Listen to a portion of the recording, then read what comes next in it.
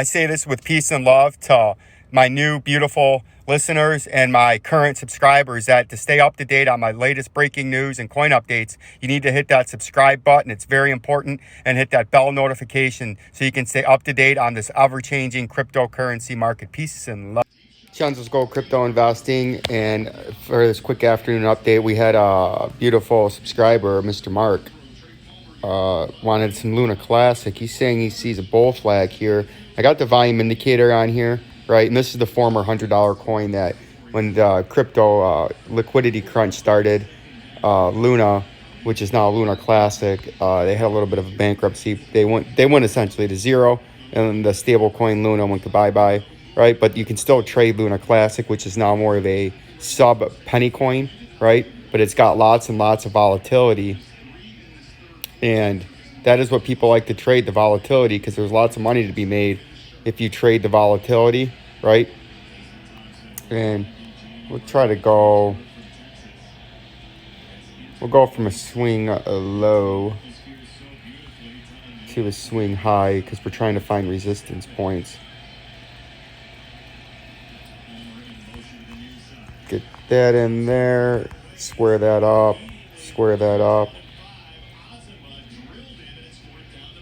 swing high. So you can kind of see where these resistance, but I like to use the actual candle body, which is right there. And we'll actually zoom into the 3-hour time frame.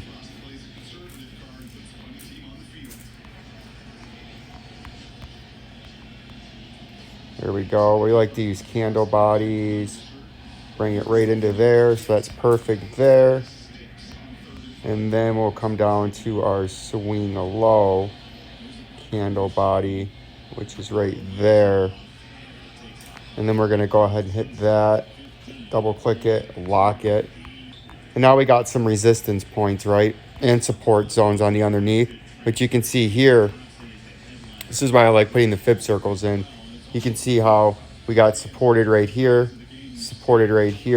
and then we got resistance up there, right?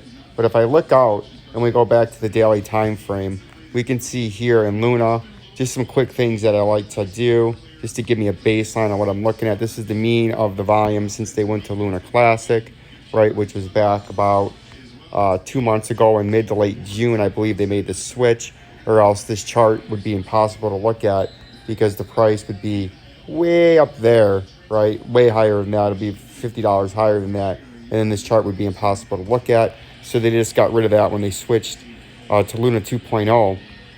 And what you can see here is you said you're looking at a bull flag here, which I seen a initial bull flag that this broke out of, but you see this right here and see how the price action lines up with it. That's major volume area of upper resistance. And with the state of the crypto market right now, I don't think you're going to break above that. I think this is going to reject you up there. And the reason I say that is because you notice you had your high back here. You had a big high back there on a wick. Then you had a crash, and you had a pump, and you had another high. Then you had a crash, and you had a pump. But notice how they're subtly lower each time, right? I think you're going to get rejected here and have to trade back down with the state of the... I don't think there's going to be enough momentum in here. And look at the volume, right? If we we got the volume up there. Then we got this peak. The volume is less than back here, but it's more broad-based, but still less. And a long consolidation of dead volume. And now you had your little volume spike right there. And I believe if you were going to... I don't know if you're going to buy this long or try to short this, but if you're trying to buy this long, the spot to me to be getting into that would have been all the way in here in this mass accumulation zone where the volume was at zero and the price was just pretty much sideways to slightly down after this big dump right here, right? You had that big dump, then you had a nice little pump up, but from that point into this box, before it was just primarily sideways and slightly down, right? And then the volume was decreasing. Then you had your volume spike, and with these penny stocks, or now these crypto penny stocks, when they go into this kind of thing, is they have these little pumps and then they dump, right? So if I'm zooming into this to the 4-hour time frame, you can see, to me, a bull flag would have looked more like this right here. Let's actually get more data points in the 2-hour time frame. See, to me, This would have been more of a bull flag, right? You had your capitulation flush or your liquidity crunch and got everybody out. Then you had a nice steady rounding bottom and slight incline. Then you had a first power pump, right? And then you came down. And actually, let's bring this into the 1 hour time frame and get more data. See that? You had your first big pump right here. You had a big pump. See that? And then now look at this consolidation off that big pump. You had a sideways. You initially came up, consolidated real quick, and then came down. And you had this long consolidation here, right? After a pump, you had pumping price, pumping volume, bullish, right? Then you had a down and sideways consolidation with crashing to leveling off volume, bullish. This to me is more of a bull flag like that. See that? Because you have the down and sideways. You have your, if you're starting from here, you got your flag, pole, to the top of the flag. You got your flag, pole, and then your flag, right there. And your targeted move would be similar to something like this, going from where I'm saying this started, the bull flag after that little round pump up to the top, to the point of a breakout. See that? And that got you right up near your target. Or if you took this from the bottom of the move, which would have been down there, to the top, to the point of a breakout, that gets you even closer. But when I'm looking at this, I guess you could say this is, I see where you're seeing the flagpole at. You have your flagpole, and then now your jagged flag right here, right? And I guess but that's to me a slightly up and sideways consolidation. And to me, those usually like to come back down towards the 200-day moving average after. But if you're going to play this as a bull flag, you would play this where this is your upper resistance. This would be the bottom of your flag, right? As long as you stay above this down here, this consolidation, you're bullish. But if you slip that, you're bearish. And if you're going to try to be playing this, but I don't, to me, in my gut, I don't think you're going to break up like this, because then that would be your targeted move up there. And if you're going to play that and you're confident, I mean, it is sort of like a bull flag, but I prefer the bull flags that do a down and sideways consolidation. To me, this is more of a bull or a pennant flag, right? And but to me, it's more of a bear pennant flag because it's shaped like that, right? I don't like those. Those usually, to me, break to the downside. Just off of what I've noticed. I'm not going to go in and look at the actual technicals of it, but that looks to me more like a pennant flag, right? But you can see that would bring you to a new regional high since the big wick when they came out with this, and that would be a great trade. But in this market right now, to me, I personally feel like it's going to break to the downside, right? Because you're getting higher highs, area of upper resistance at the same spot, but then the volume's declining. But you sort of have this up and sideways consolidation flag. I like the flags that, to me, this is, when I see a flag, I like it like this. You have the down and sideways consolidation flag. When you get these up and sideways consolidations after a pump with crashing volume, it's telling you some of the momentum's coming out. And often, but not always, you come back down to the 200-day underneath. But that's what we're going to watch out for. But this would be your breakout point up here if you're trying to play some kind of a breakout, and that would be your targeted move way up there, right? So we'll keep an eye on that and see what's going to happen in that. If we look at AGIX real quick. AGIX is over here in the altcoins. I don't know what's going on with that. So we're going to remove that because it seems to be gone. AGIX. You can see if we're looking at here, look at that. See, we haven't talked about this in a couple of days, and it bounced off the bottom part.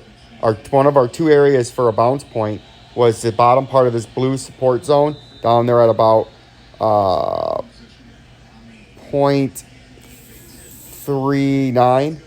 What we were talking about on the reversal up here when it crashed back down, and that would be a pump point, or if it came and back tested the falling channel. And then we were talking about that the upper resistance would be up here at the top part of this blue support zone, and that's exactly what happened on a quick pump and then a dump. And now if I had to guess, I would say this is now going to come back down and retest this falling channel down here at about the 0.031 level of our area of underneath support, trying not to break back into this falling channel, just like you did right there. See that? You did it right here. And you did it on a smaller scale after you form this formation right there. right? So that's what we're watching out for in AGIX. If we look at a little bit of Ethereum, get out of there.